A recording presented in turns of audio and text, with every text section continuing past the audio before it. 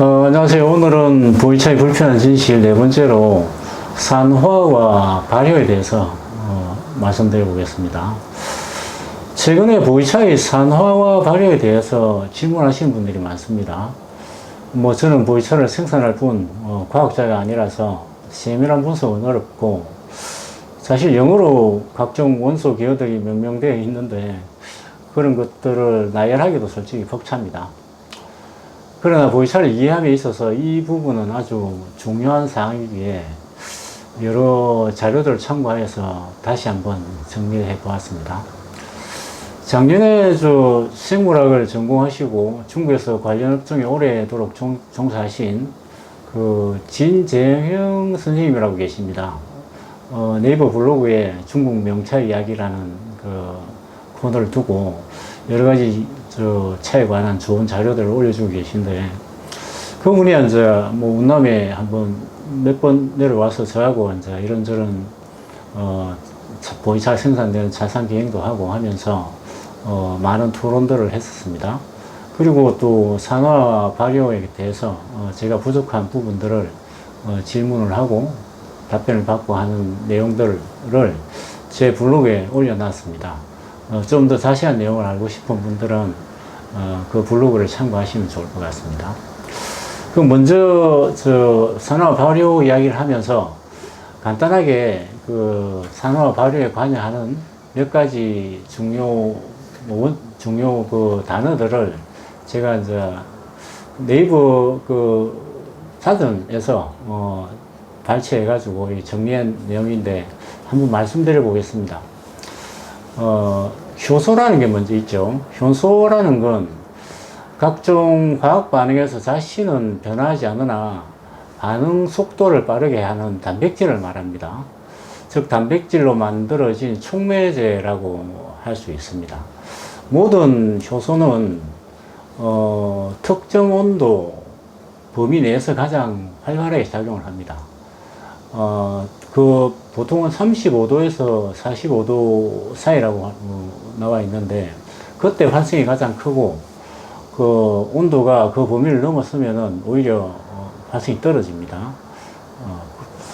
그런 게 효소라고 알고 계시면 좋을 것 같고, 또 미생물은 뭐냐면 눈에 보이지 않을 정도로 작은 생물, 그러니까 바이러스나 곰팡이, 세균, 효모 등이 있습니다.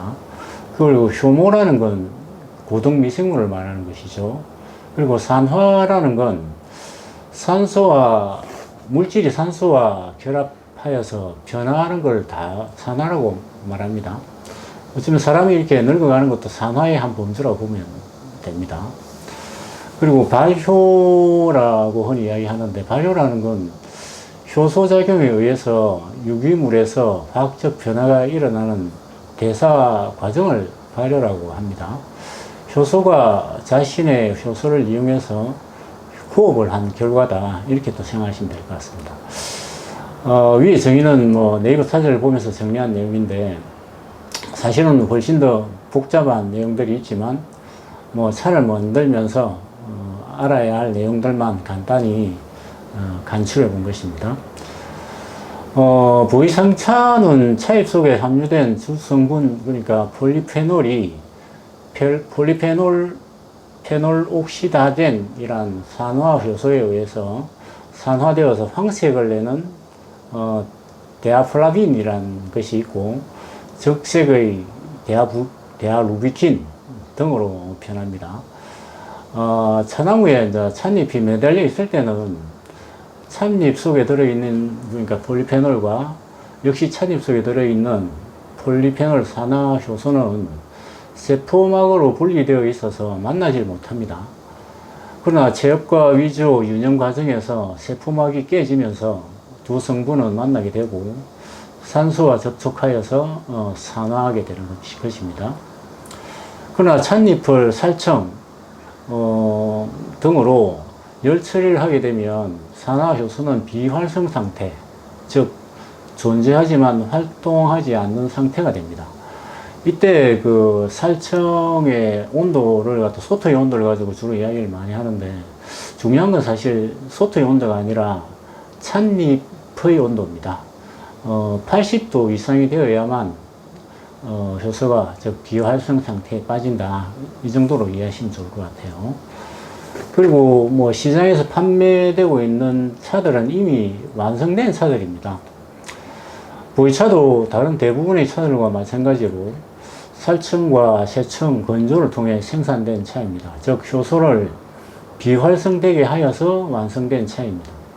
또한 출시된 이후에는 통풍이 잘 되는 건조한 장소에서 보관해야 한다고 대부분 명시하고 있죠. 그럼 일반적인 건조한 환경에서 보관된 보이차의 대부분은 변화를 차단한 상태의 차, 즉 산화와 발효의 여지를 차단한 차라고 할 수 있습니다. 그리고 흑차류를 제외한 녹차나 백차, 황차, 청차, 홍차 등 대부분의 차들은 오랫동안 출시 후에 산화와 발효가 다시 진행되면 변질된 차라고 했습니다. 그러나 최근엔 뭐 이런 기타 차들도 보이차가 노차의 가치가 이렇게 생성되면서 이런 뭐 백차도 노차 개념이 형성되고 오룡차도 뭐 그렇게 노차 개념이 형성되고 있는 그런 상태라고 할 수 있겠습니다. 보이차에 있어서 산화와 발효 문제는 다소 복잡합니다. 보이차는 뭐 분명히 미생물이 작용하는 발효라는 과정을 그러니까 보이숙차를 말합니다. 보이숙차는 분명히 미생물이 작용해서 생산한 차입니다. 그러나 마지막 건조 과정을 통해서 잔존하는 미생물의 대부분을 제거하고 또 포장하여 출시한 차입니다. 위에서 여러 가지 과학적 사실을 바탕으로 살펴보면 보이차 또한 다른 차들과 비슷한 과정을 통해서 생산되었기에 변화하면 변질된 차가 되는 것처럼 여겨집니다. 그러나 보이차의 경우 월진월향이라고 흔히 이야기하죠. 즉 해차보다 오히려 세월이 경과하여서 맛과 향기가 완전히 달라진 노차의 가치가 현재 시장의 정점이 있습니다. 일단 완성되어 출시된 차지만 세월과 더불어서 새로운 맛으로 다시 태어난 차가 더욱 가치 있는 차로 평가받고 있습니다. 보이차가 이렇게 신비한 혹은 이상한 차로 변화한 것은 20세기 중반에 민난에 즉 운남이 불어닥친 역사적 소용돌이 속에서 홍콩으로 판매되었던 보이차가 1990년대에 일순간 대량으로 발견된 이후라고 할 수 있습니다. 20세기 초에 운남에서 생산된 여러 여린잎 위주의 고급 보이차는 사천, 북경, 상해 등 내륙으로 판매되었고 다 자란 거친 잎 위주의 품질이 낮은 차는 티벳, 홍콩 등으로 판매되었습니다. 그런데 내륙으로 판매되었던 차는 이후에 발견된 노차가 거의 없습니다. 보이차보다 많이 생산되었던 녹차와 홍차 또한 노차가 발견되지 않았습니다. 이러한 차들은 아직 노차라는 개념조차 형성되지 않고 있죠. 20세기 중반 홍콩으로 수출되었던 보이차는 낮은 등급의 저렴한 차들은 그때 수출되었던 저렴한 차들은 일상에 지친 노동자들이 홍콩에 차루라는 데가 있죠. 차루에서 식사를 할 때 무료로 제공된 음료였습니다.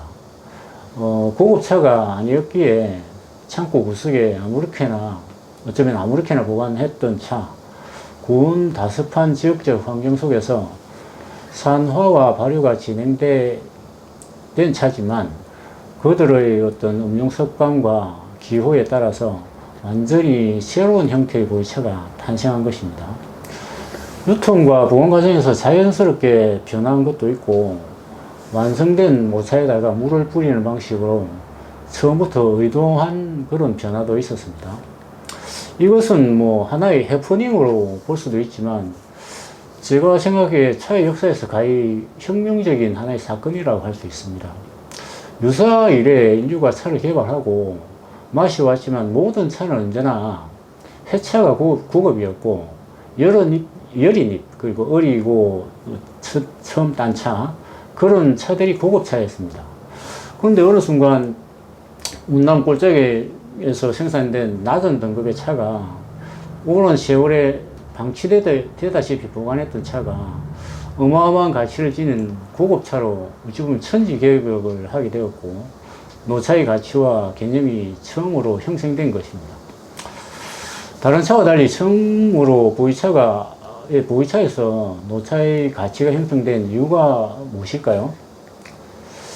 보이차의 생산 과정부터 좀 더 자세히 살펴보면, 보이차는 큰 틀에서 다른 차들과 가공 방식이 비슷하지만, 제 생각에 마지막에 건조를 햇볕으로 하는 세청이라는 독특한 과정을 거칩니다. 저는 개인적으로 연영 과정에서 배어져 나온 차의 성분들과 햇볕이 만나면서 이루어낸 조화가 태양미라는 독특한 맛으로 드러나는데, 이것이 보이차 변화의 출발점이 될 수 있겠다는 생각을 합니다만, 제가 뭐 과학자가 아니라서 과학적 설명을 보태기에는 부족합니다. 그리고 보이차는 포장 방식도 죽피, 그러니까 대나무 껍질이죠. 죽피를 사용하여 지역에 따른 보관하는 방식, 음용하는 계층도 조금씩 다른 차였음을 역사를 통해서 알 수 있습니다. 홍콩 등 고온다 습한 환경 속에서 보관된 노차는 대부분 그 백상이라고 그러죠. 하얀색 어떤 곰팡이가 남긴 그 흔적인데, 백상 등 미생물이 작용한 흔적이 남아 있습니다. 찻잎 속의 산화효소, 즉 폴리페놀 옥시다젠이란 겁니다. 이 미생물과 결합하여서 발효가 진행된 차였음을 증명하는 것이죠. 백상의 흔적이 있다는 건 미생물이 일단 작용했다는 증거라고 할 수 있습니다. 일반적으로 건조한 환경에서 보관된 모든 차는 느리게 자동 산화합니다. 그러나 보이차는 녹차, 홍차 등과 달리 죽비통이라 그러죠. 죽비통이나 느슨한 종이 구성이라서 외부의 간섭이 용이합니다. 그래서 기타 차에 비해서 자동 산화의 속도는 약간 빠를 수 있습니다. 자동 산화라는 건 어떤 미생물의 작용이 아니고 습도와 열에 의한 변화를 말하는 것입니다. 또한 상황에 따라서 미생물이 작용하여 발효가 진행될 수도 있습니다. 그러한 환경 속에 있으면 그렇게 변할 수밖에 없는 것이죠. 그러므로 보이차는 외부의 간섭이 용이하기에 산화도 촉진될 수 있고, 동시에 상황에 따라서 발효도 일부 진행될 수 있는 차라고 저는 정의하겠습니다. 감사합니다.